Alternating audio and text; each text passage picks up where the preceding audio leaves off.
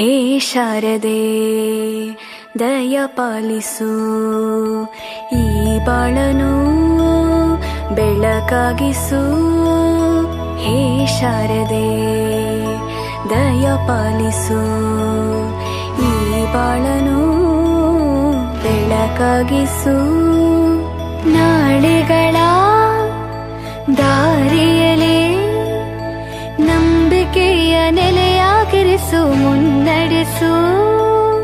ಕೈ ಹಿಡಿದು ನಾವಾಡೋ ಪದ ಪದದಲ್ಲೂ ಸಂಚರಿಸು.